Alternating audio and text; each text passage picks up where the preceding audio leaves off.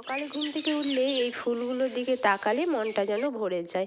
খানিকক্ষণ তো চেয়েই থাকে এই ফুলগুলোর দিকে। আর এখন শরৎকালে এই ফুলগুলোর সময়, চারিদিকে গাছটা একদম সাদা হয়ে উঠে থাকে। আর বিকেলের দিকে একটা দুটো যদি ফুল পাড়তে ভুলে যায়, সেই ফুলগুলো কিন্তু একদম গোলাপি হয়ে যায়।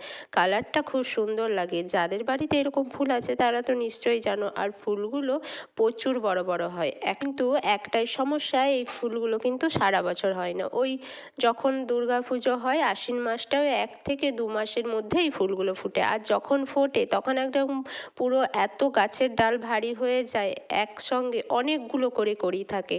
তো দেখো, তারপরে আমি এদিকে চা বানাচ্ছিলাম। আর চা বানাতে বানাতে পুরনো স্মৃতি কিছু মনে পড়ে গেল।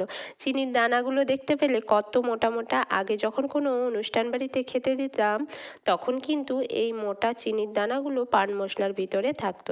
তারপরে আমি একটু রচা বানিয়ে নিলাম। এখন যেহেতু ঠান্ডা লেগেছে তাই একটু রচা বানিয়ে খেলাম। আর এদিকে স্নান টান করে বাড়ির কাজকর্ম সেরে একবারে রান্নাঘরে গেলাম। আজকে একটু মাছের টক বানাবো। চলো তোমাদেরকে দেখাই কিভাবে আমি মাছের টকটা রান্না করি। অন্যদিন যেহেতু মাছের লেজা মুড়ো এগুলো থাকে না, সেইগুলো দিয়েই মাছের টক বানানো হয়।